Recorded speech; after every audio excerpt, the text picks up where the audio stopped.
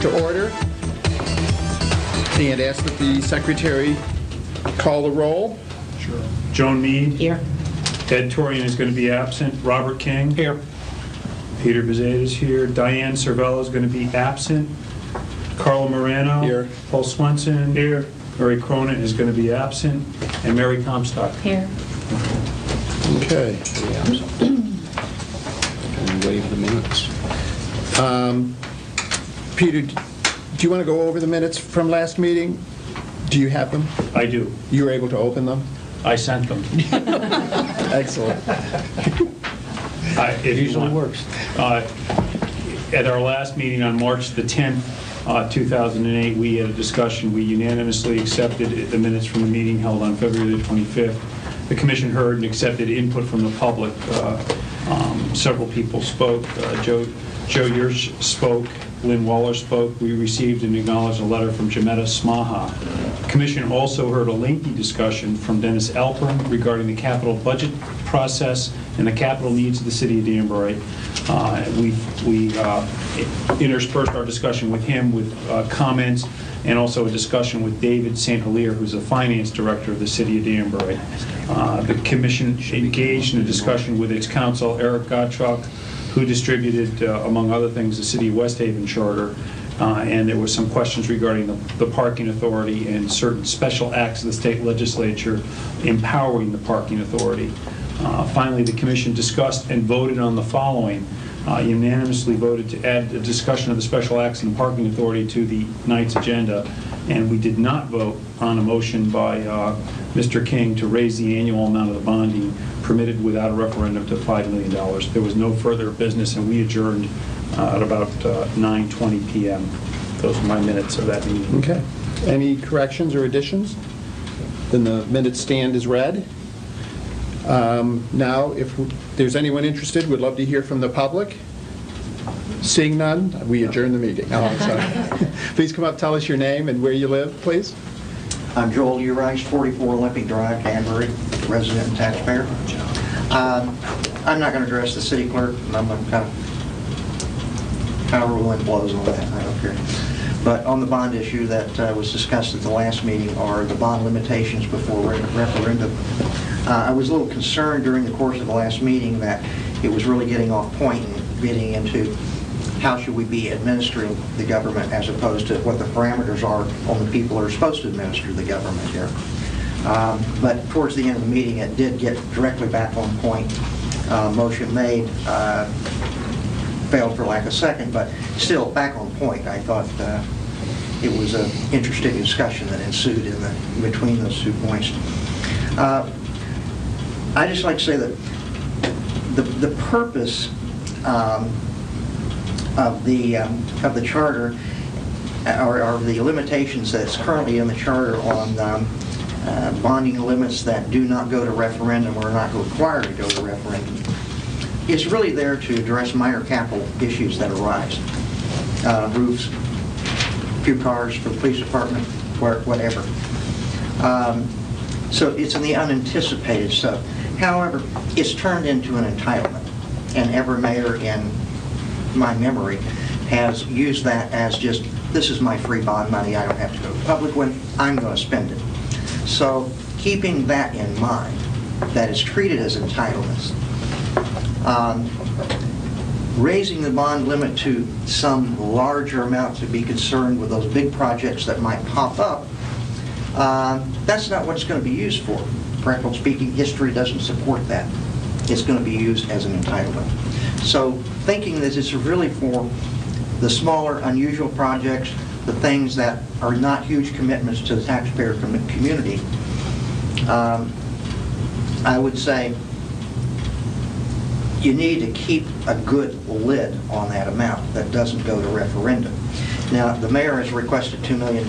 I've heard $2.5 million bounced around here, $5 million, 2.5 times 4 to 10 million, all kinds of numbers.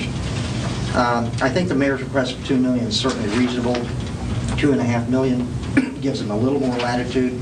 But if we get much more than that, it gives whoever is in the corner office, with the cooperation of the supermajority on the council, a lot of latitude to spend money on things that doesn't get as much scrutiny as perhaps they should, considering this as a long-term commitment to the taxpayers. This is not an annual budget that in 2 years you could throw the whole troop out and start over with something reasonable.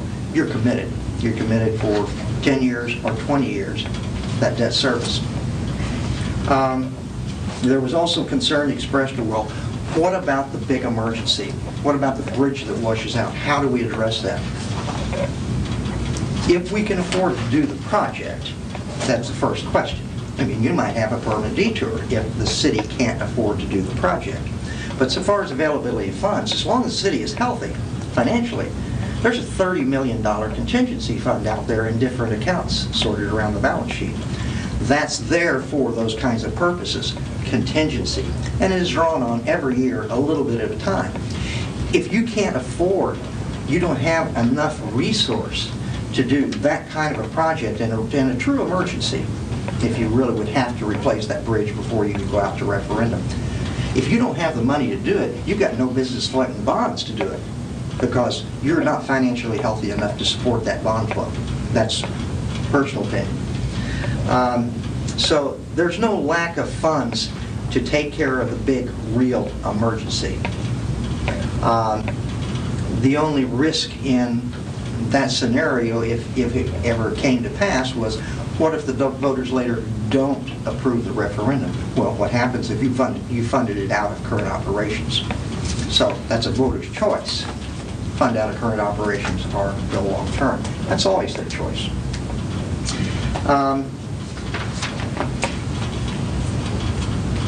Let's see.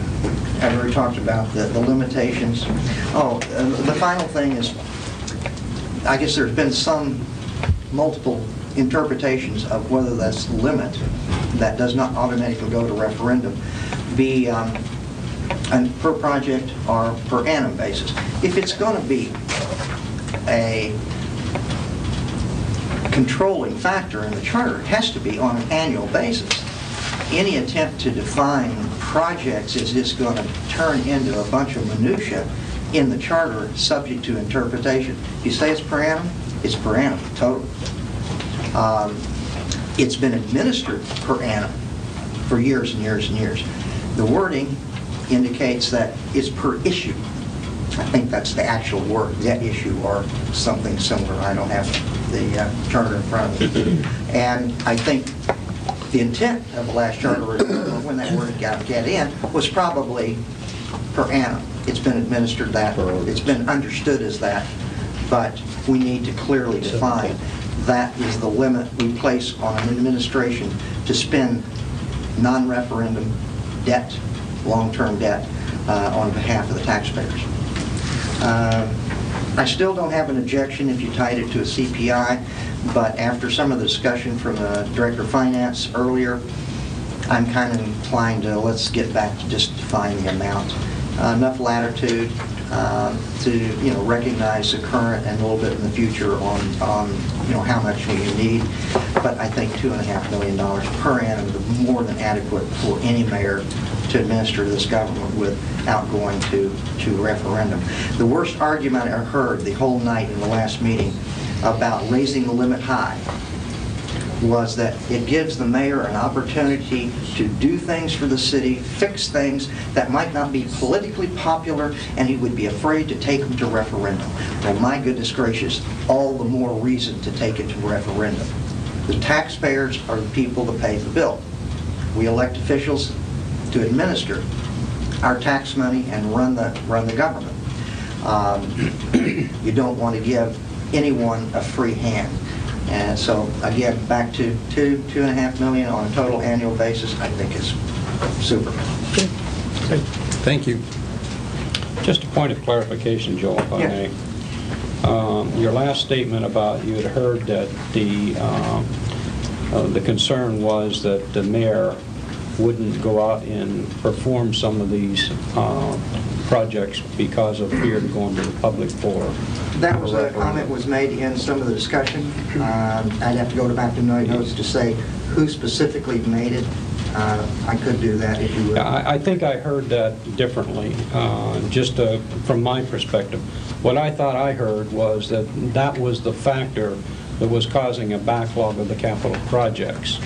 That, because that inhibited some of these actions, that it wasn't happening because of that. Not that the mayors wanted a higher dollar amount in order to avoid going to a referendum. No, that was not what I was trying to say. I thought I agree the way you and I think this is a matter of semantics. That projects don't get done and they stay undone because popularity, don't want to go to the people with this particular project. But that was tied into the discussion of expanding the amount of non-referendum bonds so some of those projects could be done. That was the way I interpreted the net of that conversation. Okay. Maybe I misinterpreted it. Good. Thank you. I do want to take a second. I was remiss. I should have told you at the beginning of the meeting that Jean Natali is not available to be here tonight, so we will not be having the discussion with her around the idea of the city clerk's office. You're still free to comment on that if you would like, but if you were here specifically for that, she's not available tonight. We will get it scheduled. There will be notice, and we will do that. Okay, anybody else like to speak? Lynn, you can sit there. It's fine if you'd like. Okay. But nobody knows who you are, so please tell us your name. My name is Lynn Waller, Where do you live, 53 Lynn? Highland Avenue in Danbury, and the In Their Opinion Show. I also wanted to ask you to limit how often the city is allowed to borrow money. I'm really concerned whether it's $500,000 or $2 million, if it's going to be per project. Projects can add up, and as you see, there's a whole list of them, and it really concerns me. We could get into debt quickly if we don't limit how often. I also heard conversation about, well, we don't want to force people to go to referendum because that's an expense and time and that sort of thing. I look at any major project that's going on in this city is going to go through all sorts of vaccinations first. There's going to be the construction drawings, the engineering drawings. There are going to be and have to be 1 or 2 public hearings for each one. During that period of time, you could be drawing up referendum papers to go to referendum because democracy costs money. I would rather vote, whether I vote yes or no, on an issue and at least know it went to the public, we had our chance to speak, and if you take that away from the automatic referendum or put it into a petition for money, I think that's completely wrong, and it takes it out of the taxpayers' hands. I also, a lot of what I heard last week, I left here cross-eyed. I didn't understand what was going on. It was very confusing. I am concerned if you try to label or push this with per capita, per annum, per whatever, the average taxpayer who is going to be upset with something in the future, coming in to read that charter, and I have my own copy because I've been reading it since '91, isn't going to understand what you're talking about. Try to keep it in layman's terms so that we all understand what's going on out here. You financial folks understand what you're talking about, but I'll tell you the average Joe doesn't. Thank you. Thank you. Any questions or comments from commissioners? So anybody else from the public, please? Margaret Mitchell, 2 Park Place, Danbury, Connecticut. Although I'm only a taxpayer, I'm not a legal resident, but that's where I'm staying while I'm here. I'd say ditto on everything they said, but I'd also like to thank you. Talking about the bonding or talking about the capital budgeting, or I don't know where we're supposed to discuss that, but I think the capital budget system is broken in Danbury, and it isn't the kind of wording that you're trying to put in the charter, because I don't think it will go past the voters if you change it too drastically. But at the same time, I'd like to see the city do some strategic planning and a lot more of capital planning. The planning department reviewed the capital improvements budget, but then the planning board itself was expected to review that in half an hour. I don't know how far in advance they had copies of that. I've been following that since '89 because of the East Ditch flooding, and been getting a copy of the capital improvements projects over that time frame. And if something is a, I don't want to use the word sexy, but if something is an issue that catches the voters' imagination, it appears to get into the capital plan rapidly. If it's dull, boring, and routine, like some of these brooks and the East Ditch have flooded forever, that's why it's called Swamp Field, then it just sits there. You can be in the capital budget for 20 years and never move forward. Just move back every couple years and move out of there. So if the mayor were to appoint an advisory board on strategic planning to help Dennis Elprin, he's very qualified, but he's only one person. If the job of the treasurer was slightly changed, it says in the current charter that the treasurer shall be the agent and treasurer of the Capital Improvements Fund. Frankly, I don't know exactly how that works or if it works at all in the public interest, but I do think we need financial planning, and otherwise, you can rubber stamp checks nowadays if we trust our controller, which I have no reason not to do. I mean, we still have our treasurer come in and sign all the checks, and he's supposed to make sure that there's purchase orders and so on and so forth. And to the best of my knowledge, they do that. I know Tom Green, because I'm a Green, he's a Green. He always came in here. He's come here every day and go into the comptroller's office and look at things. I don't know what Mr. Dowdy's doing. But maybe when you readjust that job, maybe that's a way to have some more capital improvements, budgeting, and strategic planning. Because as wonderful a planner as Mr. Elprin is, he doesn't get to plan, he only reacts usually. And his staff only reacts usually, and I don't really feel that they truly plan and chart the future of the city. The other hot potato I wanted to go to was the city clerk.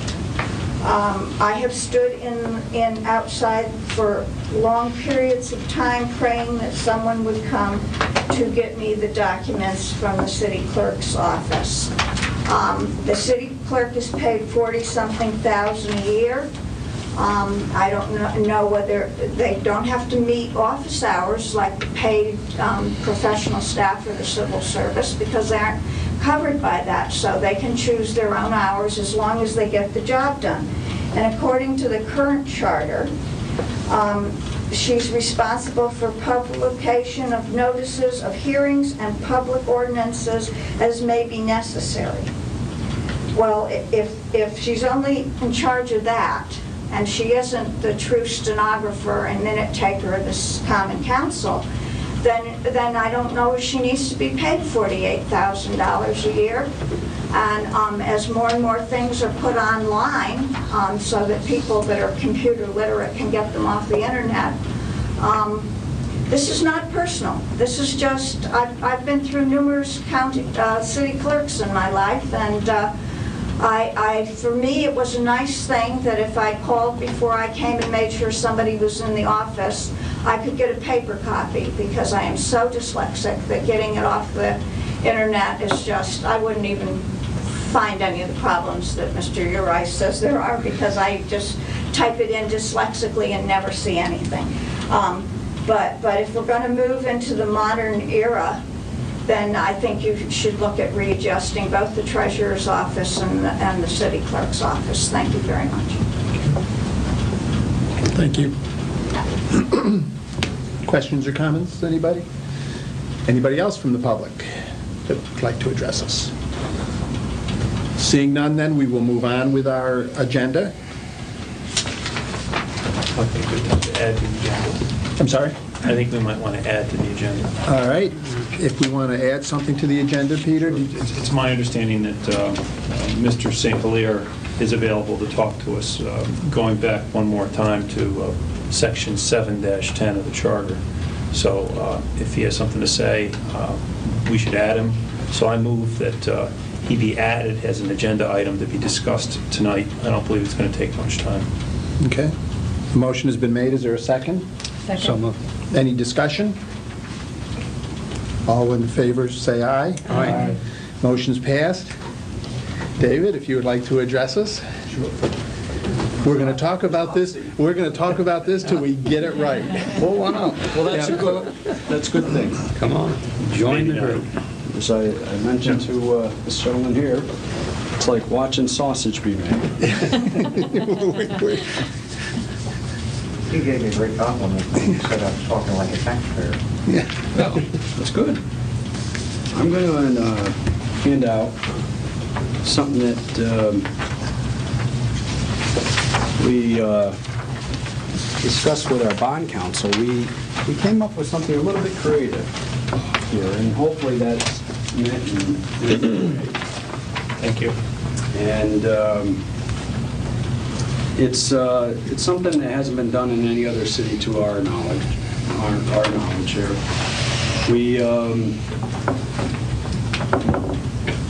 I think it addresses all the concerns that we discussed at the last meeting, in addition to this gentleman's concern. Can we have a copy? Sure. I'm running out of copies, so this is my last copy. I can keep this one on. Good. Okay. It has a three-phase approach, similar to what I discussed at the last meeting.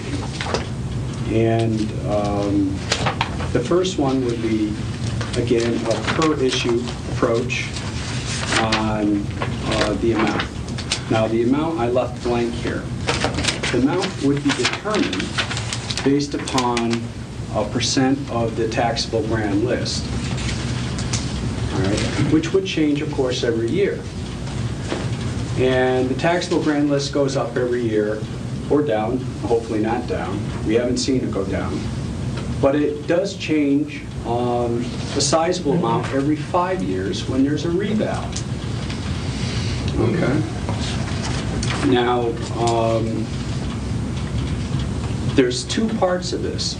There's the per issue amount, and then there's a maximum amount per year before a mandatory referendum is triggered. Okay. Now, the mandatory referendum, and I left those amounts blank because that's what I wanted to discuss with, in addition to the other items, but I figure I'll leave those blank for now, and I do have some proposals that I'll discuss with you in a second. But the concept is that on a per issue basis, up to a certain amount that would be a percentage of the grand list, taxable grand list, would be basically without referendum. If it exceeds that amount, provided it's under the ceiling for the year, then it would be on a permissive referendum. You would have to go out and get 3% of the electorate and submit it to the town or to the council, and go through that process that we discussed prior to this. And if collectively throughout the course of the year we exceed another percent, which is above the total amount for the year, then it's a mandatory referendum, even if it's a $500,000 bond. Then we would have to go for referendum. Now, the concept that we talked about before, I think this deals with that. We can't go out with all these small issues and have out-of-control debt. All right? There is public review, and there's accountability, there's control, and it allows flexibility. It actually forces us to plan much further ahead in the during the budgetary process. Because the last thing we want to do is put ourselves in a position where if we are, in fact, at this time of year, something comes up, we don't want to put ourselves in a position where if we need $1 million, then we're going to have to go out for a referendum for $500,000 for, let's say, a bridge. So hopefully we're doing our budgetary, the stuff that we're very much aware of early on in the process, maybe even a year in advance, that we can prepare for those properly, like we should be doing now. And truly, the only things that should throw us over the limit are those surprises, or those emergency items. I'm not going to say surprises because I'm really, let's stick with emergency items. All right? Those are the things that really should be the triggers that throw us over the limit. Now, the limit, as I said, is going to be based upon the grand list. The grand list does change every year. And because we're talking about a fraction, a small fraction of the grand list, it's not going to go up very much. And glasses here.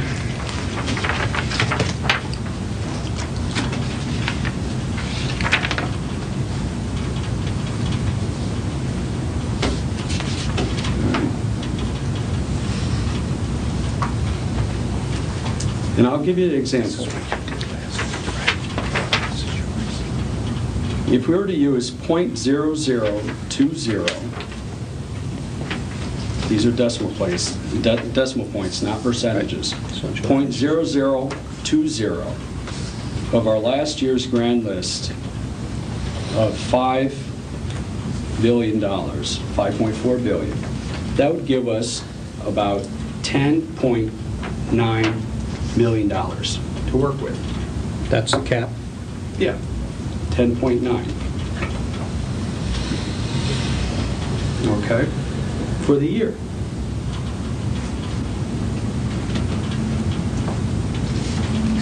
Is that the budget and? That would be the annual cap before a mandatory referendum would be triggered. But Now- that's not your everyday budget that they present. This is just Oh, no, no, referendum no. money. No, this is capital. This is essentially the capital budget. Yeah. Okay. Now, the per issue, we would use another formula. And that would be, or could be, I should say, you could say 0.25 of that, and that would be 2.7 million. So in other words, you could go out 4 times a year for $2.7 million.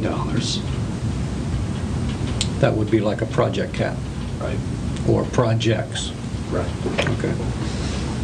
If bundled. And if you exceed that at any one time, or collectively, for 10.9 million,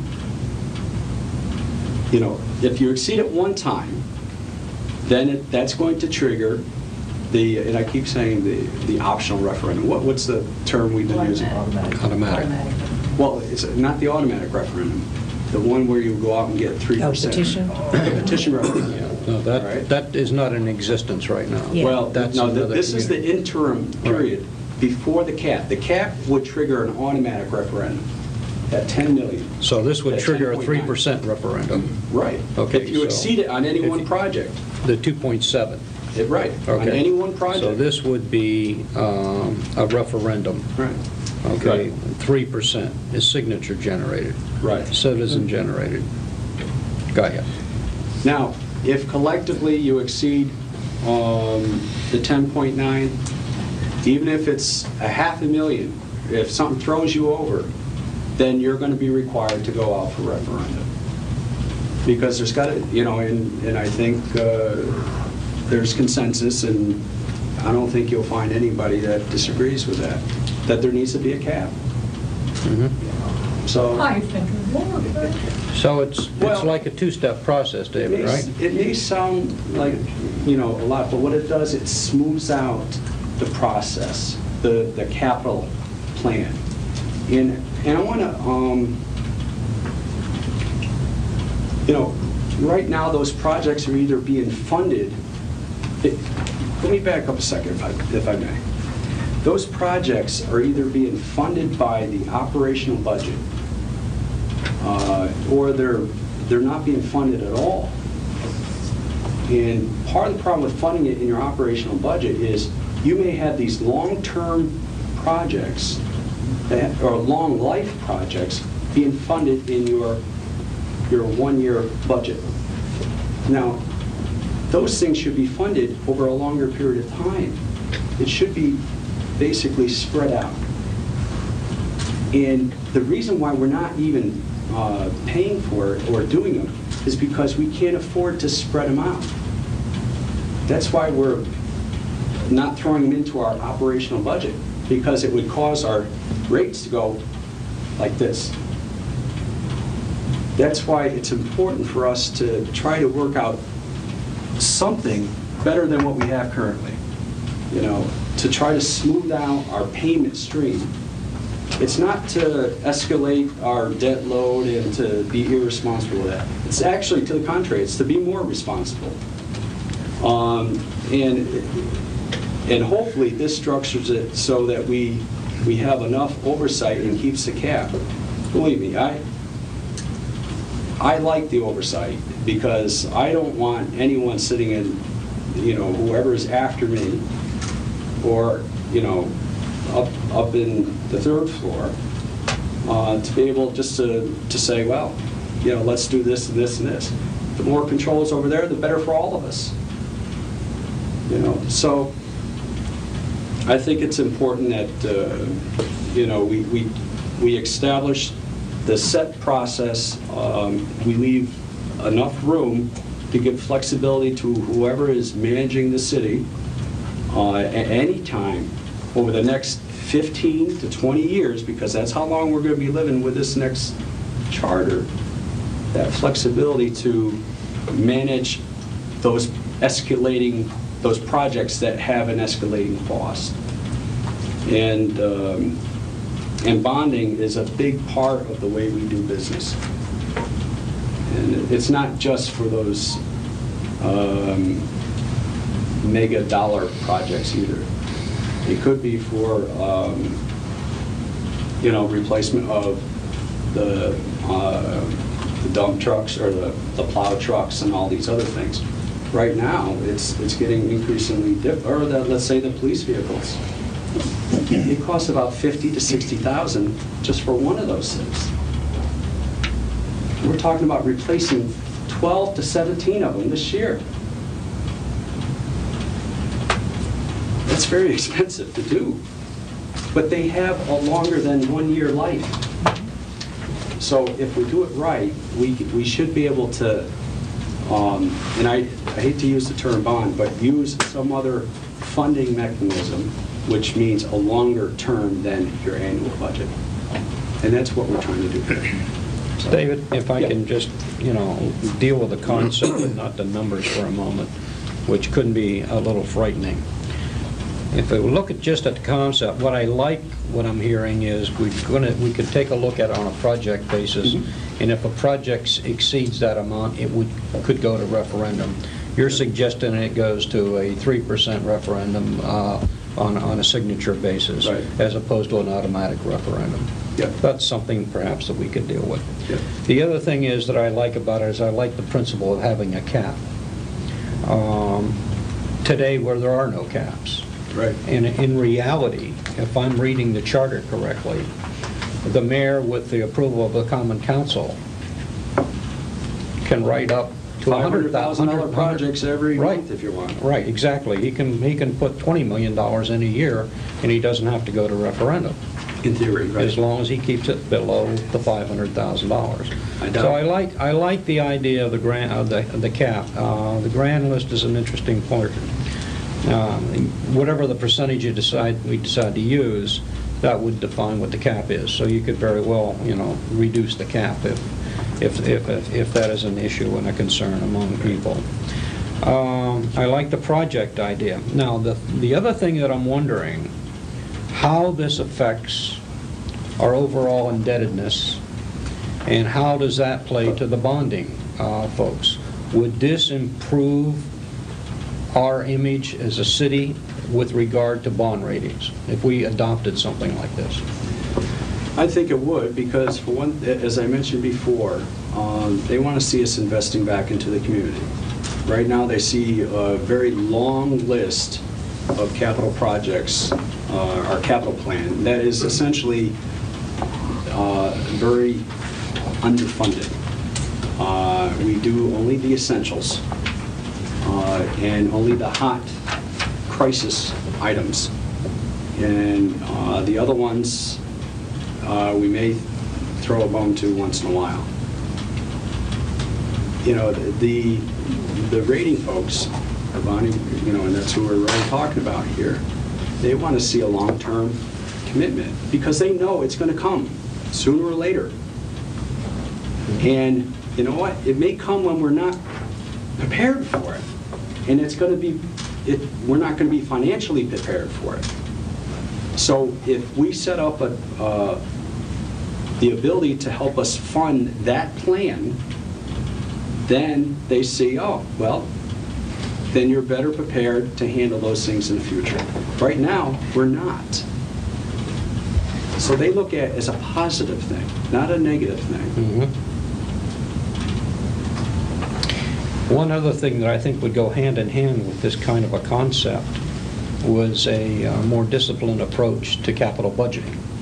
Right. I hate to digress back into that conversation, but I think it's woefully lacking, quite frankly.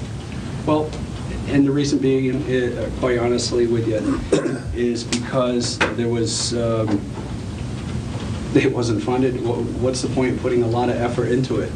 But it's a chicken and egg. You have to have a plan in order to go to bonding or have some financial structure in which to finance that capital plan. We were, right. I mean, you said it all. I couldn't say it any better than that. Any other questions or comments? David, who wrote this proposal? Frank DeCole, our bond counsel. He's the, okay. He did a phenomenal job, and you know, as I said, it is an original. We discussed it, went back and forth. And, after our last meeting, I discussed the concerns that we had here, and the concerns I also, you know, I shared with them your concerns we had, and I said, you know, they're very legitimate, and we need to come up with something on that because. I think there's middle ground here. You know, it's just coming up with the right mechanism that allows the flexibility and that shows that there's control and that there's accountability. And those three things are very important to all of us. So, Okay. all right. I just have one other question. Can we just do a summary of this? Yeah. We're talking about here setting a specific amount, a cap on the amount that can be bonded Based on the grand list. Based on the Okay? percentage of the grant Right. list. not a decimal point. A decimal Right. point percentage of the Right. grant list. Percentages, the reason why I don't use percentages is because if you happen to miss, if it's not typed in to the charter properly, it could really mess you up. So you use decimal places. That's true. So, David, I guess the most useful thing would be the grand list approximately of the city of Danbury has at this moment is, what, 5.4 billion? Yeah, yeah.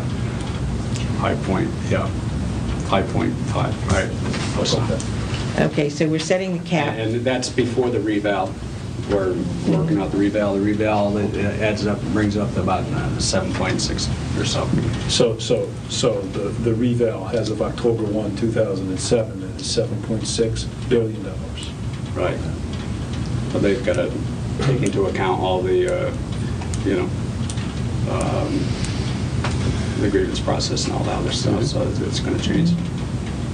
So in addition to rewriting words or correcting words, we have to do a little calculation if we adopt this approach. Yeah, I mean, this is too much for me. You understand that? Yeah. I don't expect, I just wanted to present it tonight because I know I'm springing this on you.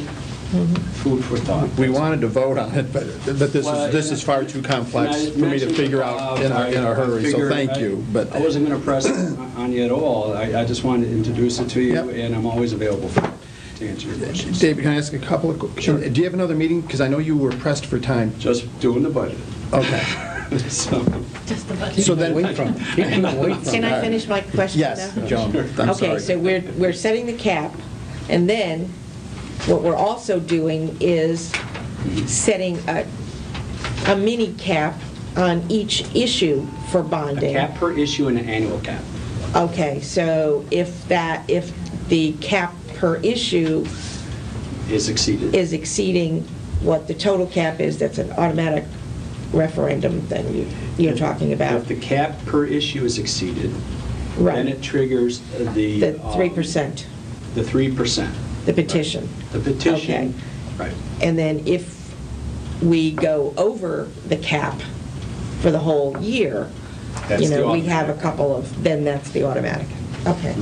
The 3%, though, is people have to go out and get signatures to go to Right. referendum. Right. So in effect, people have to work Because they're to stop petitioning it. that project is essentially what's happening. Okay. You know, they're saying, hey, In the balance of power, it's a bad phrase, that makes it easier for the city to go out there because now people have to get involved to stop. If you decided you were doing a bunch of police cars and a couple of fire trucks and got over the 2.7, now someone's got to stand up and go get, how many signatures? 3% instead of 15. Okay, which is what, 44,500 signatures? Are we thinking there's like 15,000 electors? It's about 30,000. So it's nine, I don't know what that number is. Lynn, do you know what that? 29,000 is what it is. Registered voters around 35,000. so we would need ballpark 3% of that. For bond issue might be a greater number to include. Yeah.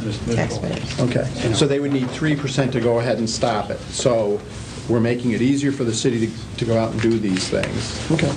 Start, but not easier for the public if they want to have a voice in this. I understand that. Okay. 30,000. Good. I've read partway through the third paragraph. So, David, we're going to have to work on this a little And I would bit. encourage you to do so. Please don't, I would, But, this is not something you make a quick decision on. yeah, and what I like about what you've done is, you took the notes, and Jonah, you weren't here last time, but Bob had come up with some ideas of trying to get a flexible budget based on the grand list and based on the fair market value, and David had explained to us that the accounting rules for municipalities changed, so that number could move around on us. So they've come back with another idea. We've got to decide if this is the direction we want to go in. Whereas we thought we were going to do a nice round number, be done with it, David, but... It still provides the flexibility and the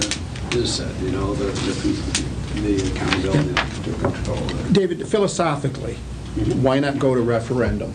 If we need 18 new police cars and we need roofs on schools and things, Right.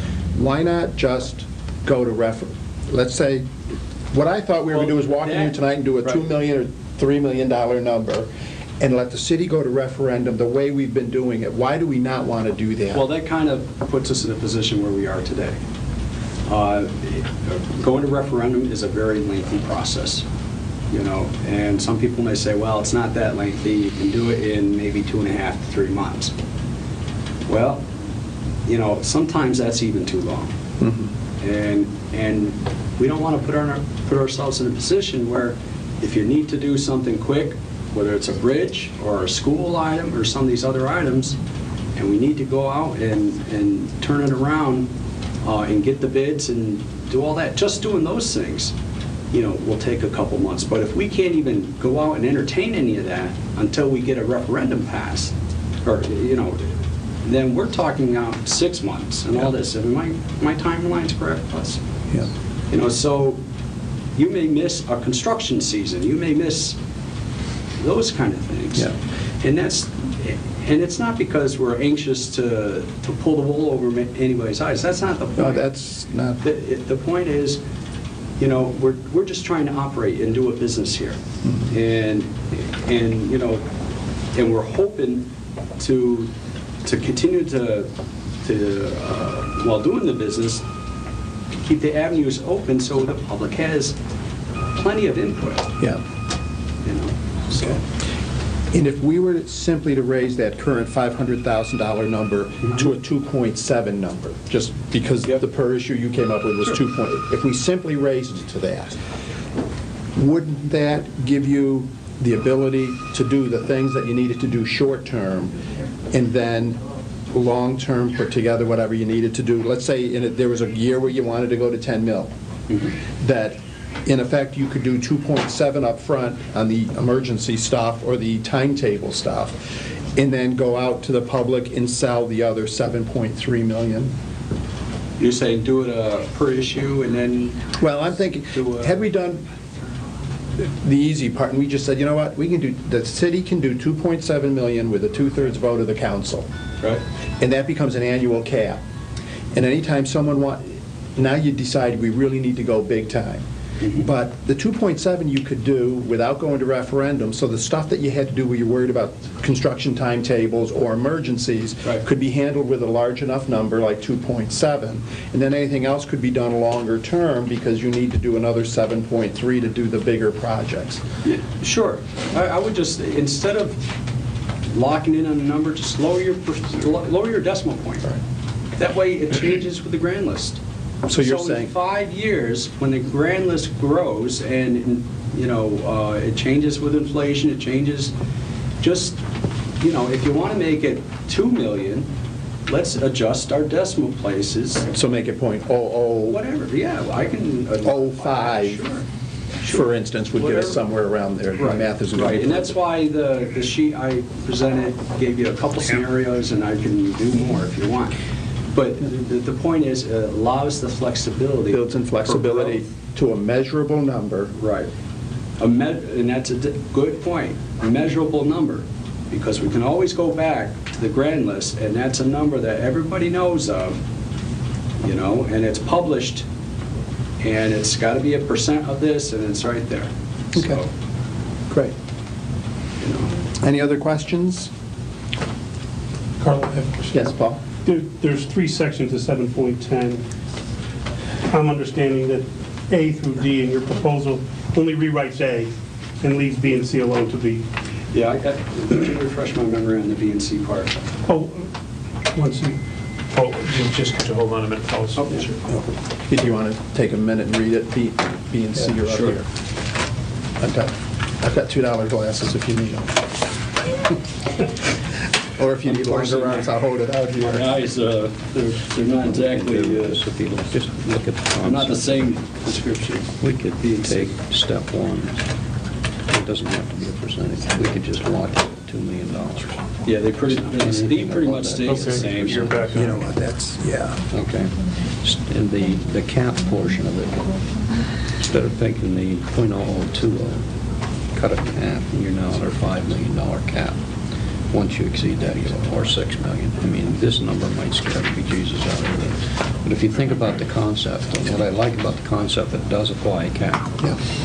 Now, you can disagree with how big it should be, but You know what, let's have that discussion. I don't think we need to go to a vote. We can vote if people want to vote. But let's C pretty much stays the same. The only caveat in that is that the school bonds Are are we back on? permitted to go out 30 years. You're on. So what they usually do with that is I'm sorry, are we on? Yes. We defer out to the state statute with that. All right. But that doesn't, and you didn't intend this to replace those 2 sections? No. Just A. So B and C stays, and this, Right. all of this Subject to your becomes concern A. about the 30 years. Right. Okay. Thank you. Any other discussions or points people would like to make? Philosophically, do you understand where this is compared to the $500,000 number and things? Well, philosophically, if you want to have a discussion about it, I'd love to, but I don't know if we require Mr. Yeah. Smiler's presence. There's no other questions for David then? Okay. Go back, and let's sharpen those Thank you. pencils. Sure. Sharpen You those let me know pencils what you on that need. school budget, will you, David? Yeah. Unfortunately, I wish I could on that one. could you speak into the microphone about the mill rate?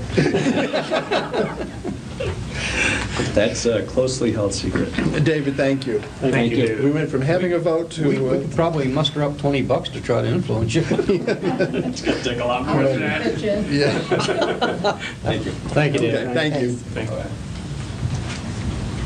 Do you want to discuss this a little bit? I do. Philosophically, how you do. feel about this? I do. I Peter? do want to discuss this. I mean, Should we put a motion and then put it up for discussion or what? just do a motion. Do you want, Make a motion, we discuss bonding. I think we have multiple options Actually, on the You know what, table. I'll make a motion. Well, can't we just discuss it, because it is on our agenda item? Yes. Okay. Well, I guess what I'm afraid of, I don't want a motion to vote on anything, Right. but I will entertain it if you would like to. I would like to have a discussion on this. Okay. All right, this is an interesting proposal. It resolves an issue that we've discussed or we've touched on at various times, which is the fact that the number's always going to change with the passage of time and become outdated. However, it makes a substantial change in how Danbury's little form of democracy operates. It changes it in the obvious way, which is it shifts the burden to the electors to bring a petition at a certain point, which didn't exist before. And when we've talked about this, I've always, the appeal of the city fathers or elected city officials selling something, selling a project to the residents of Danbury, is something that I appreciate and I think is a good one. It means that the public has to get involved in a project. Unfortunately, as we look around, the participation of the public in Danbury and probably other places isn't what most of us would hope it would be. And many people don't get involved. And therefore, a vocal minority or a vocal small group can pretty much, stop most projects. And thus probably the fear of elected officials to bring things to a referendum. But I like it. It's worked in the past. This city has approved many bond issues. In fact, it's hard for me to go back in time to remember when we have failed to approve a bond issue, but it's been quite some time ago since that's happened. We've approved major bond issues for tens of millions of dollars. I just can't believe that we can't do that in the future. I really don't like this because it does shift the burden, and I would just want to change the number in the existing charter, leaving the words alone. Okay, thank you, Peter. Anybody else? Comments, questions? Paul? I actually think we can fix that. And I've been fussing with what he's given us, and I think it's sort of a compromise between the two. I would propose you go to section B, and after the word, and take out the petition, if within 30 days. And from there, you take the rest of that whole paragraph out, so that it'll read as follows. Whenever the Common Council votes to authorize bonds or notes in excess of, we got to come up with either a fixed number or a percentage. To meet the cost, blah, blah, blah, full faith, such authorization shall be subject to the approval by a majority vote of the city electors voting thereon, period. So if it's going to be in excess, then it goes just the way it does now to a referendum. So what you're saying is you would put in some percentage. So it's a per project referendum. So that if the project costs, let's just say we pick $2 million.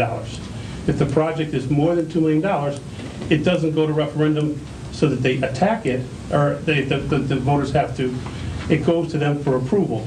So the city is in the position of selling the project to the people who are going to be paying the freight. It's their money, they should. And so I would take out the rest of the petition piece because it's not needed. It automatically goes to a referendum in excess of a certain either fixed number or percentage number. Now, but this also, though, had two numbers. One was a per project, and one was an annual cap. Well, then you go to I think he understands that. He's just taking that whole part out. Right, it just took out this whole section here. So you're saying we're not doing the per project piece at all? No, we do the per project piece up here. Yes. Okay. And then, in any given year, if it goes beyond, so let's say we have $2 million up here. Okay. So you have, the mayor then could propose 5 $2 million projects in any given year. He doesn't have to go get a referendum because it's not more than that. If we then in C fix a number, I'll pick 10 million just for round figures. If he exceeds in any given year the cumulative amount of $10 million, it automatically goes to a referendum. Anything over that goes. Anything over it. Okay, so just to be clear then, you guys are saying you're comfortable giving the mayor and the council authority to go to 10 million without going to referendum? No, the numbers don't mean anything. Okay, so I'm talking about the concept. All right, good. I'm talking about the concept. No, you didn't say that. Did I I'm miss sorry, you? I'm sorry, no, I understand. If I misunderstood you guys, I do not want you to get stoned in the parking lot on the way home. So I just look at it as I withdraw my comment. So what you're saying is a per... I don't think Paul and I are on the same page. A per project and then a cap, numbers to be determined. With automatic referendum, not with electors having to go out to get signatures for referendum. So at least we know. Against it, right. Okay, good. Any other questions? Joan, would you like to be misquoted by the chairman? Well, you know... Mary's smart enough not to say anything, so. My question to start with was, I really wanted to get clarification on how he was talking about setting this whole thing up. So what Paul is now saying is, he wants like $2 million per project, okay? If it goes over that amount per project, then it goes to referendum. Automatically. Yeah. Correct. Okay. Automatic. But you're allowing this to happen several times up to a maximum. So you're saying that the mayor and the council can go out and spend up to $10 million as long as it was broken up into Cumulatively. smaller bites. Right. Okay, theoretically, that's, okay. Right, if it's under 2 million, he can write up to 10 million without going to referendum. Anything in excess of 10 million, he would have to go to referendum. You know about, when you say he can write up, he still has to With the council. go through the The council. common pass an council, he ordinance. has to follow the And a process. really bad project can be stopped right there by a different type of referendum, much harder for the public to do. Right. I don't know what those numbers are. Right. I think that's a totally separate discussion as to what the per project Right. is And what and the whether cap. they're fixed or a percentage. So we know that these words need to be changed dramatically. Now, do you want to have a discussion on numbers, or? Well, I think I'd like to just continue with the concept for a minute, because I think one important difference than where we're at today is this concept of a cap, because under the current charter, there is no cap. The only cap Except that by exists is the state statute, which is $947 million of in total indebtedness. Setting a cap, provides the flexibility. Whether the number is right or not of $10 million, I'm not even going to debate that right now, but I like that idea, Paul, of having this cap. He can go up, write issues up to, with the approval of the Common Council, up to $2 million without going to automatic referendum, or the cum effect of all capital budgets up to 10 million. Once it gets to 10 million, if I use that number, then that would trigger anything over that 10 million in any particular year. He has to go to referendum, even if it's $100,000. So it's a two-step process. That's right. And that I think provides the flexibility portion of it. I think it's better than what we have now, because literally there is no cap. He can write as It's many self-imposed. It's self-imposed. Well, the self-imposed cap is, the 500,000 as it is today, he could write multiple issues under that amount and keep writing it, and as long as Common Council would approve it, he doesn't have to go to referendum. But they don't do that at this point. No, but they could. It's informal. It is currently not the I don't practice. see any limiting language. Right. Okay. If we change the 500,000 in the current charter to just change that to $2 million, then we have the same situation.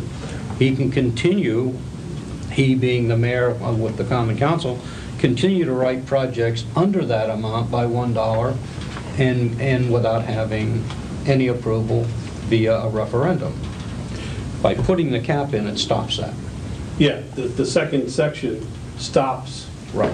It puts to rest any sort of decision-making as There's to no, whether you it's... can't get around it. Yeah, it's There is because a it's fixed cumulative, dollar. because it's specifically... That's what I like about it. Now, whether you think the 10 million or 10.9 Right, is that's- too much, that's a subjective thing. I don't know how we resolve that one. Well, I think we can have a discussion about that. Let me ask a question. we know that they need 17 police cars. Is that one project? And then when they buy 4 fire trucks, is that a second project, all under what I wanna know. 2 million? And then when they put 3 roofs on schools under 2 million, is that a third project?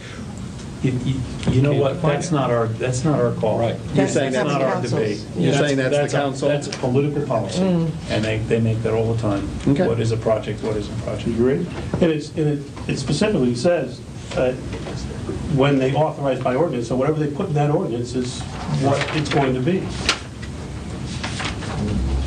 So the city council would determine what that is? Right, whatever the ordinance that's being proposed to the council and I think would dictate. Okay. Any other questions or comments? Anyone want to throw numbers out there, or is this to be tabled and discussed at a later time after we've played with this language a little bit? I think the project, the starting point of the single issue, we've been talking about a $2 million figure all along. I don't think it's unreasonable to put that at a $2 million figure, that anything with the language, anything over $2 million automatically goes to referendum and not just 3%. I don't like this 3% thing. I think Peter's absolutely right when he says, the way we operate here seems to have worked very well. We've raised the bar from the 500,000 to the 2 million, which certainly addresses, the inflation factors and everything here. So I think that might be a workable number. So generally speaking, we like the automatic referendum as opposed to people having to petition for referendum. Right. And I think that's an easier transition with this kind of a concept. What do the commissioners think about a percentage of the last grand list versus a fixed number? I would rather see a percentage than a fixed number. In both cases, both the cumulative cap and the project cap? It would last, the document would be effective much longer if we did it by a percentage rather than putting an arbitrary number in there. So, I like simplicity. Simplicity is if we went to 2.5 million and put language in there that said that was an annual cap, it would clarify any issues. We don't have to worry about the mayor and the council saying we can do 22 of these $500,000 things. So simplicity, I think, makes. We're concerned that this says they could go out 22 times at $500,000 theoretically. Well, we could fix that with language. Right. And then the next question is, what number do we put in? If we put in a number, say $2.5 million, I understand 20 years from now, someone's going to be sitting here doing this The same again, saying thing all 2.5 over was again. nice once, but, okay. Good discussion. And actually, if we even put the 2 million or 2.5 million in there and put the word biannual in there, it's going to create a problem. What? They're going to have to go to referendum more than they have to now. Right. So it would be more restrictive than our current policy. I think the voters could handle a percentage. Makes it difficult, but it's doable, I'm sure. I think the thing that, just judging Yeah. from the reaction to the room, I Anybody think would care now. the figure of $10.9 million scares a lot of people. And I think that could... I don't know why Peter said that. Well, that's understandable. But it's not to say that they're going to write bonds every year for $10.9 million either. Okay. Any other discussion?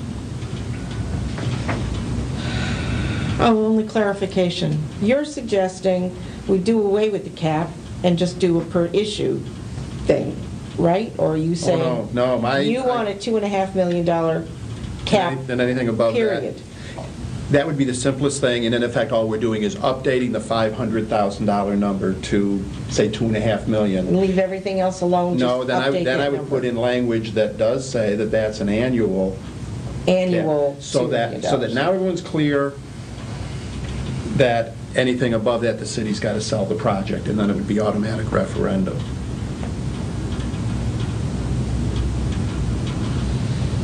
Okay. Okay? Shall we move on? since we've all got it, we've got to, I mean, I'm only three paragraphs into this thing, so I don't know what the last 2 or 3 paragraphs said, and I want to spend some time with it, so So you don't want to address this issue anymore tonight, then? if someone wants to make a motion, we can have that motion and discuss it and bring it to a vote if you'd like to. You know, it's not, Yeah, I just to continue the discussion for a moment, we have been through this thing for the past 5 meetings, and, you know, I get a feeling that we're spinning our wheels here. I don't know that there is a reasonable answer. We've looked at many alternatives. Diane has gone in and done research on other communities and what they've done. In some ways, they're more progressive than us. Other ways, we're leading. Other manners, we're leading the way. We've looked at different kind of processes to build in flexibility, but have control and have accountability. We discussed the proposal that I brought up last week. There was problems with that. I think this proposal, I like the idea of a cap. I like the idea of the flexibility. I will admit I'm anxious about the dollar amount, but we can solve that just by reducing the percentage. We can make, instead of 10 million, we cut the percentage in half and it's 5 million, you know? That's not unreasonable. We've always played around with this $2 million figure that has been kicked out. You know, I don't know how much more information we can digest on this. You know, I'm feeling a little bit of a frustration, I guess. I like Peter's input. I like the automatic referendum. I don't think it's right that we send people out with signature pads trying to get signatures of people from the supermarket. That's not the way we operate in this community. So, you know, how do you feel about what they've said, Joe? Do you like it or dislike it? I'm not positive. I think we are winding up complicating something even more than what it was. You know, the language in this is very confusing. I would like to see it simplified. I still think I would rather see a percentage rather than a flat number. I don't know about the cap. That I haven't really thought about that. You know, this is the first I've looked at this here, so I just... If I can take a moment to clarify the cap, Yeah. I'm just not sure. I think the concern is, and the Director of Finance brought this up at our first meeting, he is concerned that just simply putting a dollar amount in and leaving on a per-issue basis, that it does leave the door open, that maybe not this administration, but some future administration could abuse the bonding process and just keep things under that threshold of, say, whatever it is, $2 million, to throw out a number. And they could keep writing things, and there is nothing to stop them except the Common Council or, you know, just the faith of not going to the public. I mean, technically. Whether they'll do it or something else. I think you'll agree, Peter, right? The language of the charter would allow them to do it. That's my belief, but there's never been a practice of it in the history of the town. I realize that. So before I go monkeying around with that language, I mean, I want to see if there's been a historical problem. I don't believe there has been with that. But technically, it can be done. Technically, under the language of the charter, yeah, it can be done. Okay. Then the cap just eliminates that. It takes that away. Because after you exceed a certain dollar amount of bonding a year, then you must go to referendum, whether you're under $2 million in projects or not. It's the cum effect of all of those. Once you go over, then you have to go to referendum for anything more, or whatever the cap number is. Forget the $10 million. Could be $5 million. Could be whatever you want to make it. That's what the cap is. It's a safety belt, if you will. From whom? from any administration that wants to get around the charter. But we've never had one. I mean, you know, Not yet. So is it a safety belt or is it a restriction? It's a restriction. It definitely is a restriction. So is it going to is it going to prevent something from happening that would otherwise happen that might be good? Probably not, because I think that it provides them more flexibility to raise funds than they have currently. Well, I'm ready to make a motion if you're ready to vote it down or vote it up. That will entertain a motion. I move that section 7-10, paragraph A of the current charter be changed to change the amount that's currently located in there from $500,000 to $2.5 million.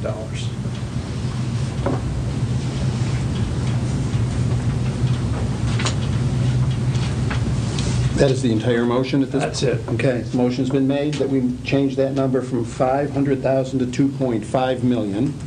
Is there a second? Second. Motion's been made and seconded that we raise that spending cap to $2.5 million.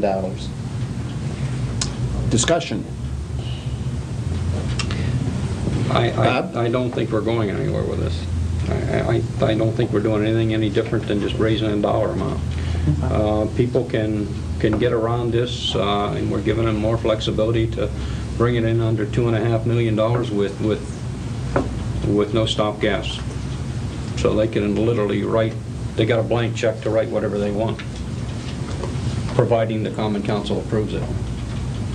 I would find it difficult to vote for this, but. Any other discussion?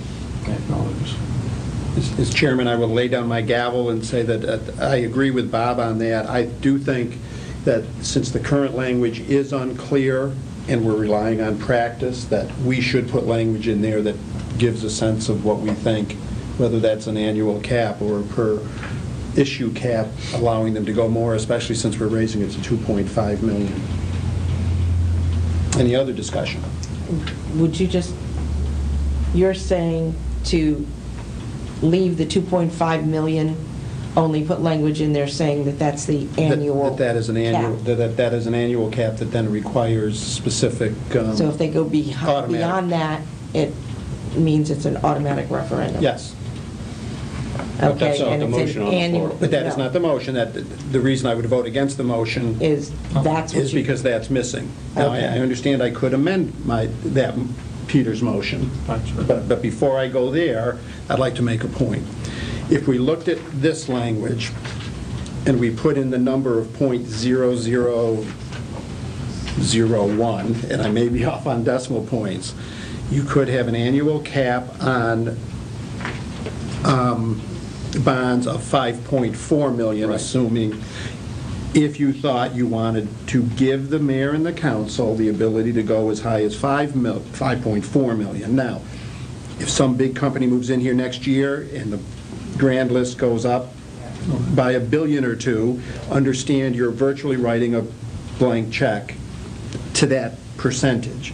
But we could still work with this language if we wanted to build in flexibility for the future and just put in a very small number. We could put a much smaller number than, I mean, you could put in 0.00005, in which case your annual cap is going to be somewhere around $2.5 million. Which is equal to your... Which is equal to the number. And then the question becomes, do we want to provide flexibility for the future, or do we want to be sure that we have a cap and for automatic referendum? And it's a philosophical question. Are we looking for flexibility? Because we've had great city government for years and years and years where people have not overspent. That may not always be the case. And the charter can allow, I mean, based on the original proposal, a $10 million annual cap, which would be without the electors approving it. So yeah, it's just a question I have is, and I'm not sure where I am on that, which is why I'm going to vote against probably. It's very clear. Good. I think if the number if you go to a cumulative cap and a project cap, as those numbers get smaller, the less need there is for them. Right. And the idea to keep it simple is appropriate. Because as you lower the cumulative cap, you might as well just make a change of the number that exists. And I think the argument to keep what we've got is because it's always worked. It's never not worked before. Why should we change a winning game? That's debatable, Paul, and I wished you had been here for, I wished you didn't have the plumbing problem. Yeah, we wish you didn't have a capital project problem. But Yeah. what really comes to the surface is when you look at the capital project backlog of the number of projects that's in the, quote, urgent category. They keep being pushed out and pushed out and pushed out. And one of the reasons, the input to us last week was the charter itself is a barrier to developing a better capital project process and moving these projects along. Those are not my words, those are Dennis Efron's words. And you know, that's why it goes hand in hand with the bonding and the capital project. I do believe that, while it's a separate topic, that's an area that I think the city needs to pay a lot more attention to. And I would encourage you, it was in the handout, if you have it, take a look at the capital project piece. I mean, it is disturbing. It really is disturbing. I view that as a management issue, not a charter issue. But the other question is, if we take out the 500,000 and put in a percentage, Of what? whatever number you want, and that way it's flexible. So as the grand list goes up,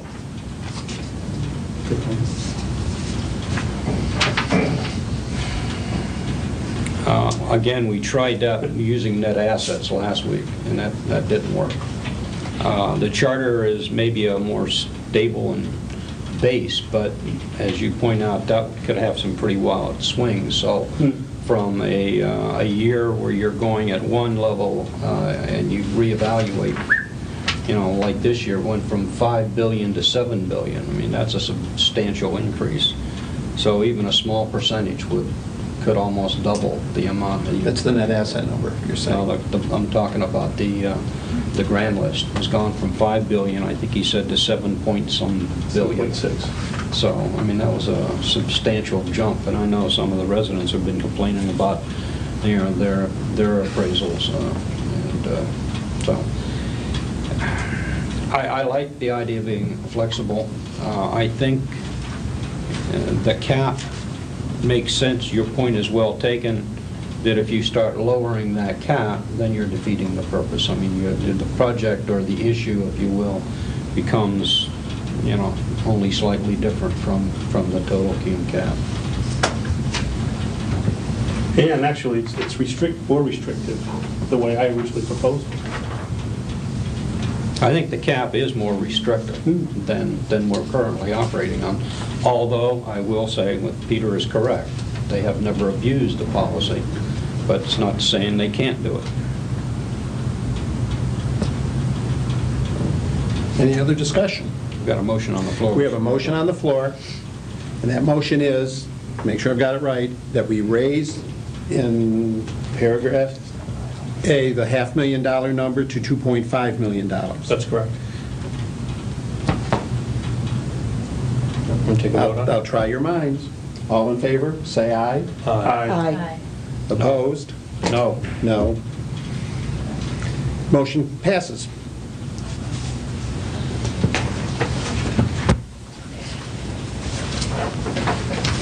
Well, aren't we glad we're not doing city clerk tonight?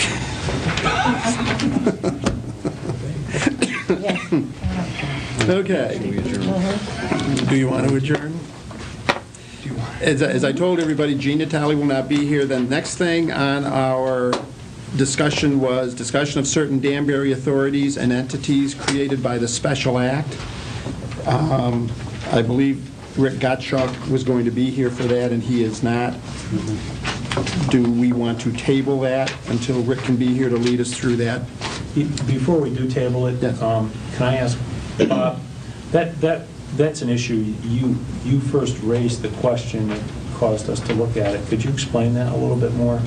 That, what we're referring to in that, so when we have a better idea when we meet next time? Oh, that's number 4? Yes. Yeah. Yeah. We changed, there was a change to, and I forget which section it was in, to build in state statutes update, and they created a special act that essentially allowed the parking authority to go out and issue bonds without going to referendum. The point that was raised was the parking authority in the past has come to the city of Danbury and asked for backing of the full faith backing of the bonds by the city of Danbury. And they have done it in order to get lower rates and things like that, and a lower bond rating. When they do that, the city of Danbury becomes liable for that bond rating in case they default. And that will never get to public referendum, the way it is worded. The state statutes allows it to happen, allows the Common Council to apply full faith backing of the city of Danbury, and will not go to referendum. The question I raised is, isn't that in violation of the intent of what our charter is currently about when the city backs bonds, that since they're liable for it, that it shouldn't go to referendum? And the initial feedback, I believe, from Rick was that they could do that and it is legal and would not require a referendum. But when he researched it, he said that we can override a special act. Am I using the right language? You're using the right language. We can override a special act of the state by building it into the charter, saying that it should fall into the charter provisions of the city of Danbury, should that arise. So if the parking authority wants to go out and issue bonds without full faith backing of the city, they can do so. If they want the full faith backing of the city, then it would fall under the charter for bonding. And what we've done here, if we follow currently, by example, it would be if the bond was over $2.5 million, it would go to referendum. And that was the discussion to be had, and I think we wanted Rick's input. Rick was going to come on back what to the next us. step Yeah. we need to do. And then as a commission, we should decide if we want to build that into the charter in a manner that would deal with this full faith funding. And Did just, I say it right? Yes, I think you Thank did, yeah. And just for your the record, it's section 5-3 of the, Thanks. and we did amend language because there is Special Act number 557 and Special Act number 846. We added that language. And then we discovered that, based on Bob's questioning, that in effect the city can bond as many parking garages as we Right. want, so. It's all there, folks. So we hope you're happy. Okay, so, do I need a motion to table that? I don't believe so. We're not gonna Okay, reach then- it. We'll Okay, put it then on we'll, the next agenda. any more discussion on that? No. Seeing none, we'll move on. Am I in the right place? You're on 5. We're on 5. Yeah, commission will discuss proposed public communication. Right. Bob, did you have some? Yes, I think that's what Peter sent out, and I got too many folders here. I don't know where the hell I'm at. If everybody remembers, we wanted to send an update to the mayor and the common council, just to let them know where we were. It's this. Yeah. Yeah.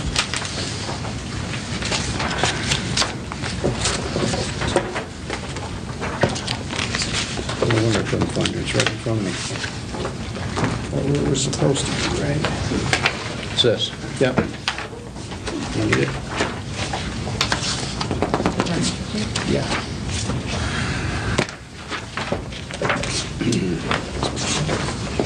Just trying to make sure my systems work.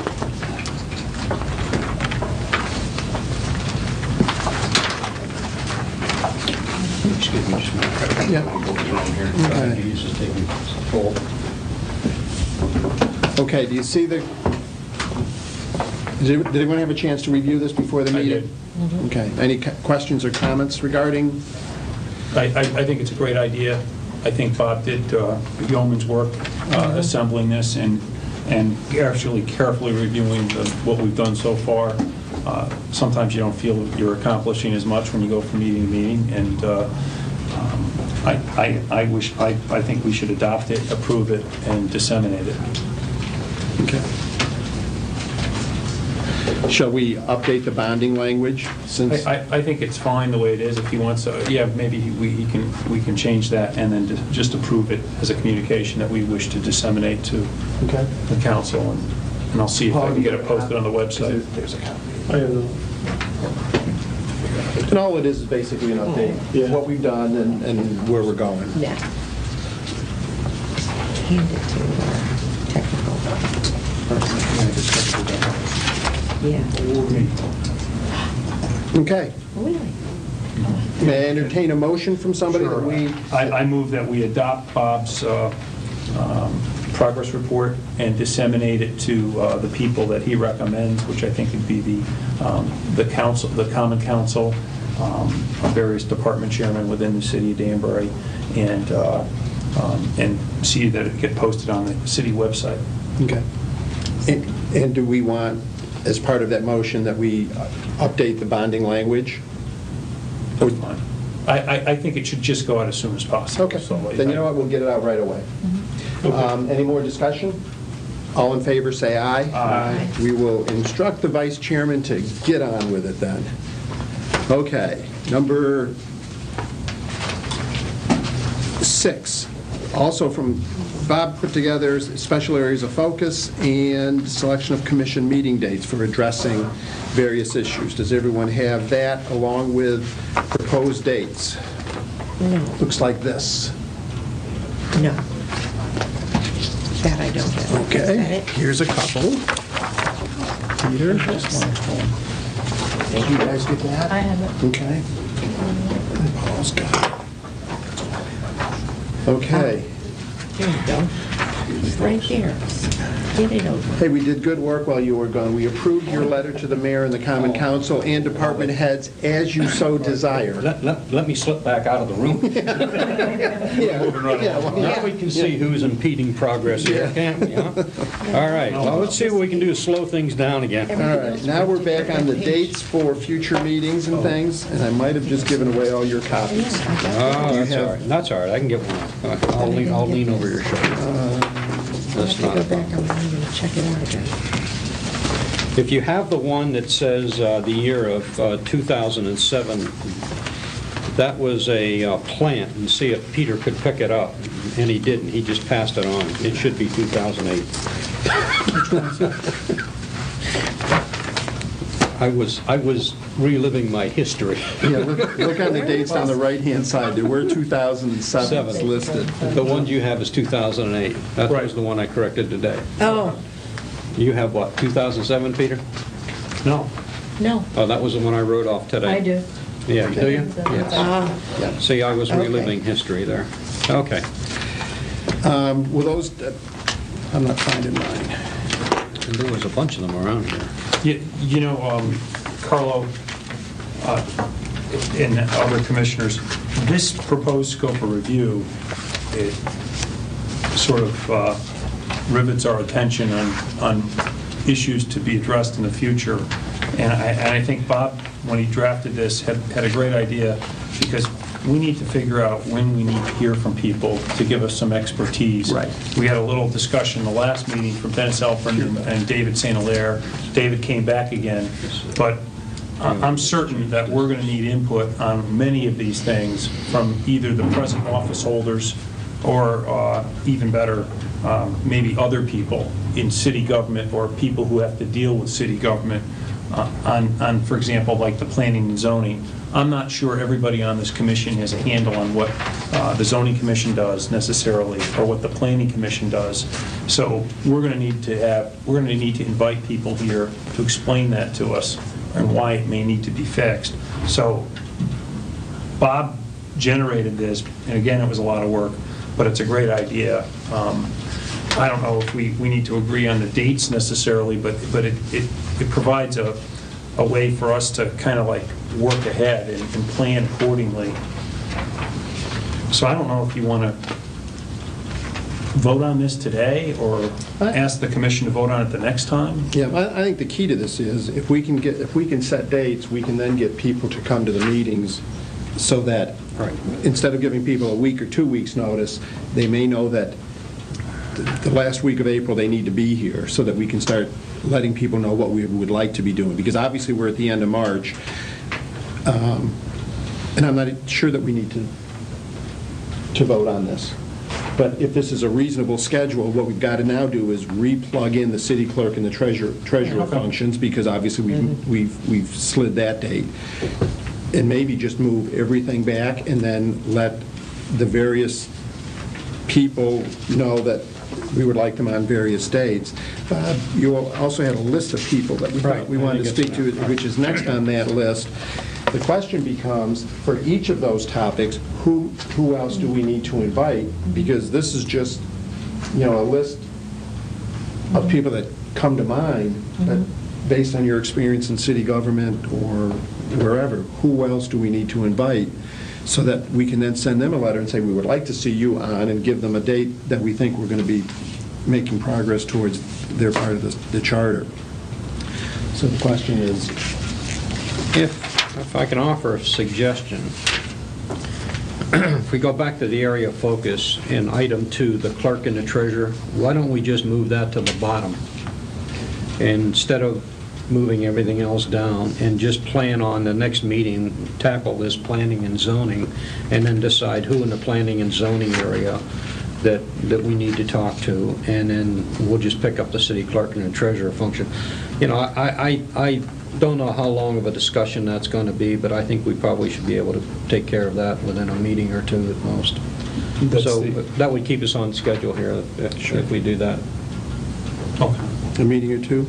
Yeah, Certainly break tradition. Yeah, well, I don't know that we're finished with bonding yet. Basketball's over.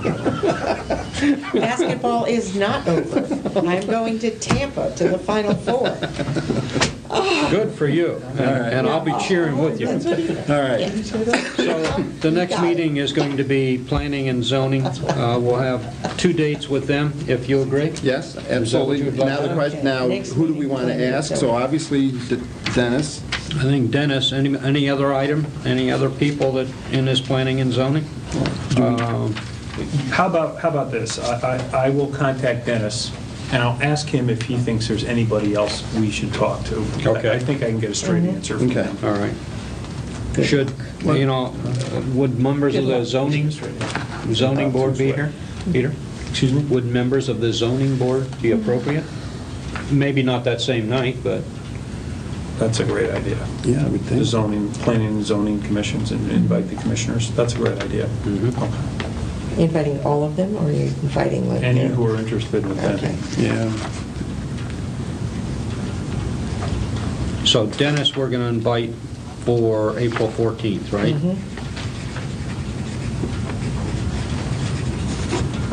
Okay. Do you want to make that contact, Peter? or- I will. Okay.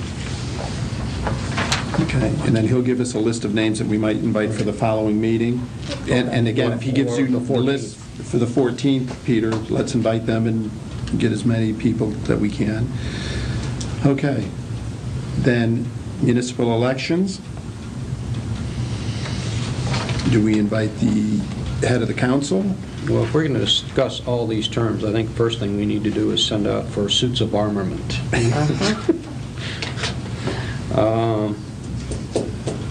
Boy, that literally touches on many Don't folks. miss anything. Yeah. I don't know if we want to invite the mayor for that, or if we want to invite members of the common council. I think at a minimum, yeah, those two. I think that's a lightning rod for any of these people with comment. Yeah. What do you think about that? Well, we have to address it. Yeah. Well, we don't. Or actually, we don't have to address it. We don't have to address it. We honestly don't have to address it. Do you want to look at that? I mean, because we could simply say, it'll never get passed. It will simply, it could sink everything we do. Right. And it's not worth doing.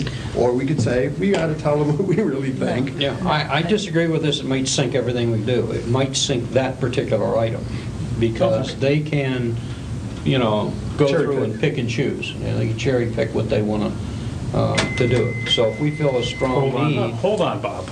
That must mean we have to leave. No. Bob's making a good, these aren't as long as those small little tapes.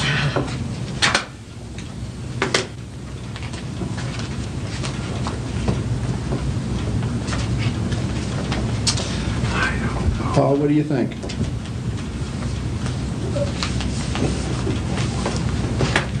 Don't say anything, Paul. It's 8:45, so let's try to wrap this up. Okay. Any comments, questions?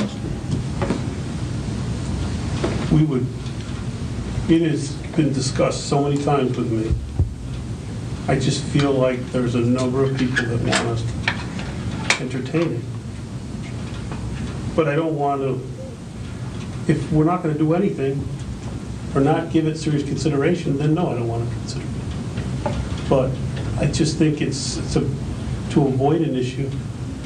If our decision to not look at it is our decision, is our comment on what, I don't know, it just seems like we should let people come and let us hear what they have to say. Okay. I agree. It doesn't mean we have to do anything. we've already gotten some input, by the way, from the public with regard to extending the terms of the office, and we have had pro and cons on that subject from individuals. I think the not common council, but the chair of the Democratic Party, De Silva, had indicated that he was not in favor of it.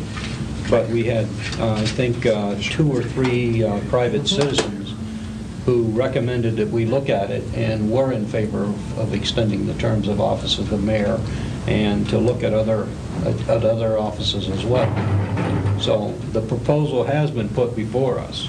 It's up to us whether we choose to do it, to recognize it or not. But it's not going to be an easy task, but I think it's one that is worthwhile, worth the commission's attention.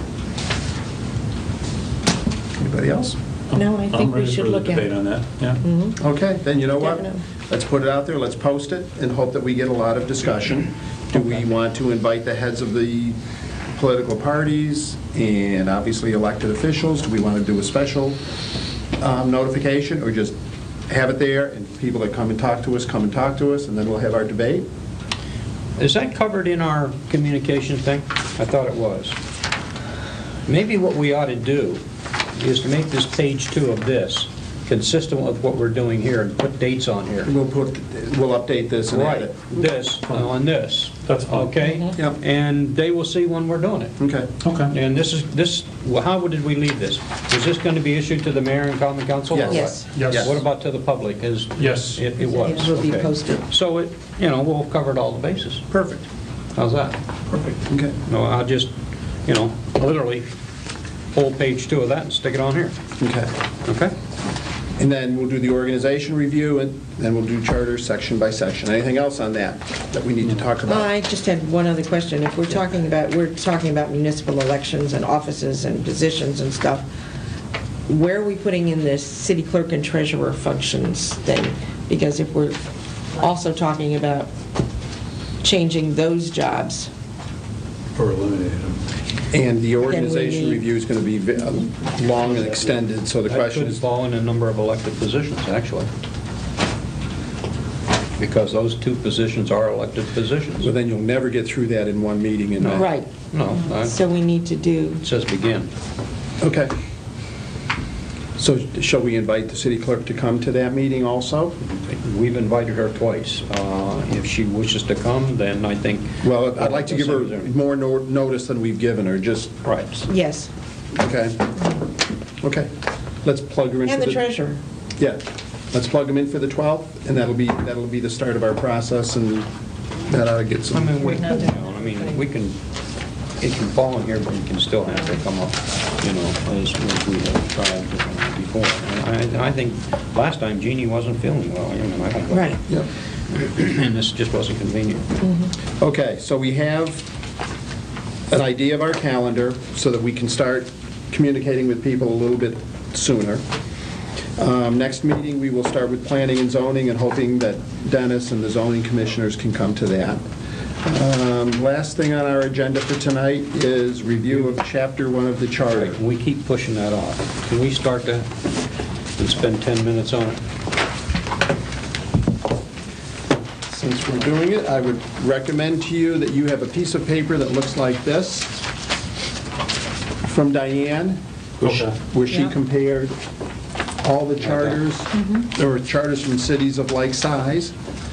And I did speak with her about it tonight because she had some fairly strong opinions. If you look at the first page of our charter, it gives you the geographical limits of the city, which you will see several charters have nothing to do with.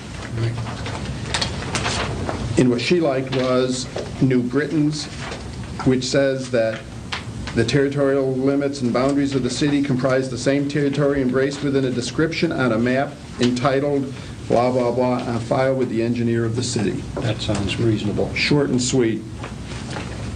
If indeed we want to go through and start shrinking this charter instead of, it goes on here obviously for about a page and a half. If I can start with one piece of this. Yes. The notion of a preamble is offered in a modern city charter model. And it's been discussed among a few folks. How do we feel about adopting a preamble to our charter? The preamble, in effect, could be, Peter, you had some ideas? Yes, I think we should have a preamble. I think we should have, the city of Danbury has a purpose.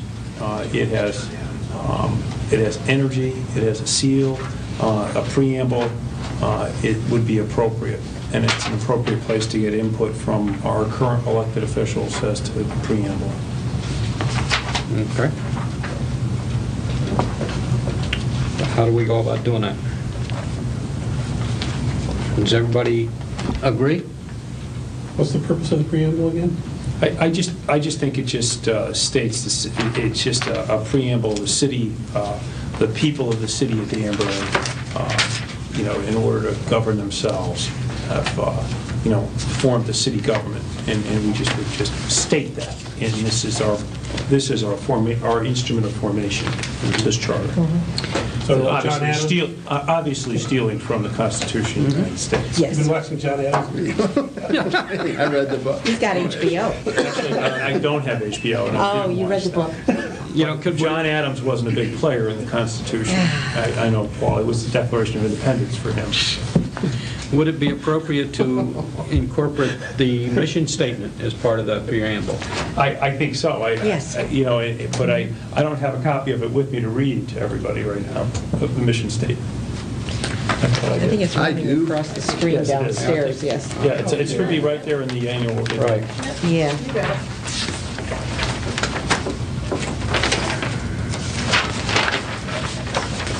We know it's in there. I don't need to. If it's not there, I think I know where I can find it. It has There to. it is. Yeah, it's in that presentation that the mayor made. Mary, would you like to read it? Our mission statement. The City of Danbury's mission is to ensure superior quality of life for its citizens by providing the most cost-effective municipal services while preserving the cultural, historical, and natural resources of the city. We are committed to working with citizens to enhance Danbury's position as a premier place to live, work, and raise a family in a traditional yet progressive community. Fine. That's what I'd like. You would like to adopt that? I would like to adopt Would that. you would make that the preamble to the charter? Yes, Okay, is that a motion? I'll move that become the preamble of the City of Danbury Charter. Motion's been made, a second? Second. Discussion. I think it's a great idea. I wish I'd have thought of it. He wish he had thought of it. Any other discussion? I will try your minds. All in favor of adding the mission statement as a preamble to the city charter, vote by saying aye. Aye. Opposed? Motion passes. We now have a preamble. All right. Peter, do you want this? You look at I have it somewhere. I just can't find it. So Peter is going to take care of the details with Rick, is that it? Oh, yeah. Yes. Okay. And, do we need section 1-1, incorporation? Yes.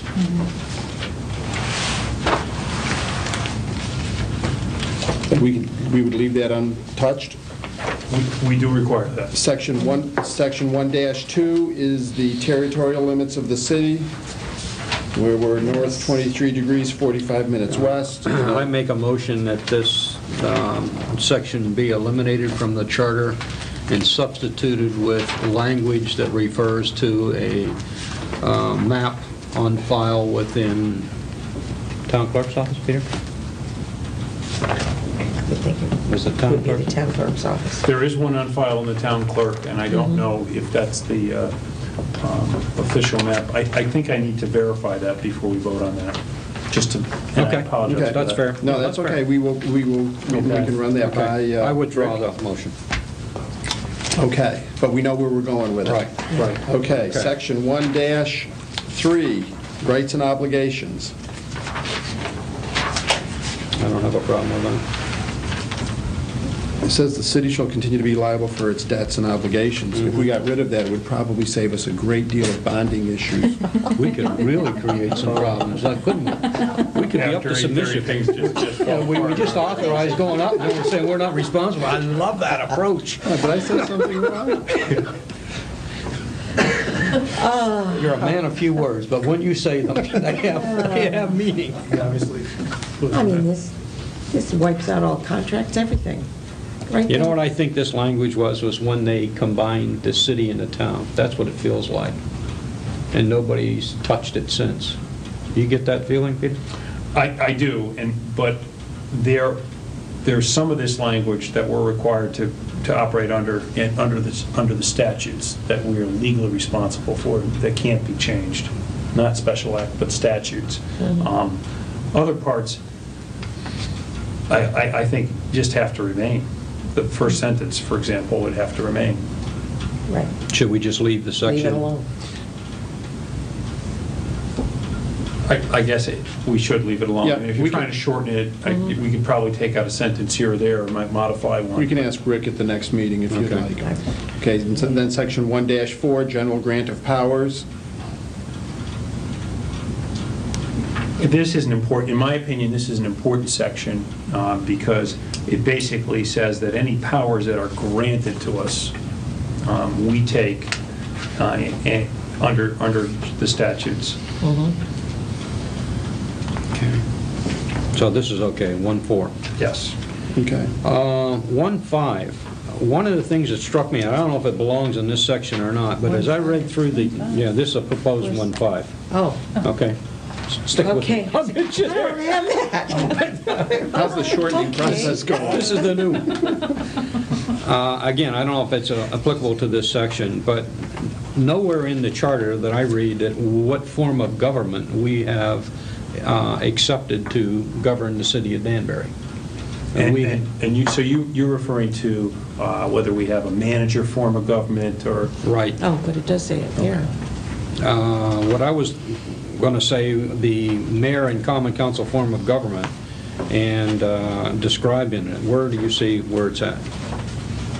Well, under this section, It's under the elections, but And in terms of officers. the form of government, it tells you what is there, but it doesn't really state anywhere that the is, citizens of Danbury have opted to go to a mayor-council form of government, per se. Flat out stated. Okay. I don't see why we can't say that. First of all, is it necessary? And two, is it appropriate if we do put it in? Bob, in the interest of clarity and the interest of somebody picking this up and trying to figure out what type of government the city of Danbury has, you're going to state it up front. I don't have a problem with that. Okay. I think that makes sense. So, if you want, I'll draft up some words Okay, that no. goes along with this, and I'll come back at the next meeting, Okay. and we can do that, if everybody agrees. Before. It That should sounds come good. before 1-3 then. Maybe, yes. Yes, Seeing because as you start referring to the 1-3 mayor. refers to the mayor, so whatever you're So doing this should needs come to up- come before 1-3. Renumber it. Okay. I'll just do the wording and then Yeah, the I'd work numbering with thing Rick on will- that. He'll give you some Okay. ideas, but, All right. okay. Hey, we got through this. I've Paul, lost- your idea, we've come through the first chapter, huh? I've lost Goes way my, back down. I've lost my agenda. Here, thank you. Go home. Oh, well, we're done reviewing Chapter 1. So, next meeting, we will start planning and zoning. We will review Chapter 2 of Section 2 of the Charter, and review this language and any other issues on that at this point. Well, Section 2 is on elections and officers, So- so it's so going we to be shouldn't- kind of hard to do that Okay, so until we we don't- get to the, In Section 3 is schedule. City Clerk's Can't office. fool Joan. right, Boy, I'll tell you. You're absolutely right. so we have to So switch we'll them. wait till we go through all those, because the rest, And the next We do meeting may the- be long. So we'll do the planning and zoning, and then we would have to do, Planning and zoning's next, right? okay. Yep. Yep, P and Z. So and, we should probably invite them as soon as possible, so we will know whether or not they can make it, and if they Yes. can't, we will adjust. Okay? And I if they will- can't make it, maybe what we can do, if we can agree now, we'll grab this city Go to clerk city clerk or position treasurer. next time, and then move this to the following. Yeah, and then we'll bring up bonding again, just for the fun of it. Yeah, I think we need to reopen bonding. And the I will reason enter- You're being, unhappy with the vote. I will the entertain. reason being that 3 key people were not here tonight. No, we're not bringing up, we voted for. By the way, the rules for re-voting is you had to be voting in the majority. Right. You would then have to make a motion to To rescind the reopen it. motion. Right, but it can be reopened by a person that voted for it, right? Yes, that is correct. My cousin, Three-Finger Louis Gabon, is going to stop by your house. I will entertain a He motion. can discuss a bonding with you. This is great, I can't wait to see the made the emails. motion. Let's see, Robert King at danbury.ct.com. I will entertain a motion to adjourn. So moved. Second. Second. And third. Discussion. I'm in.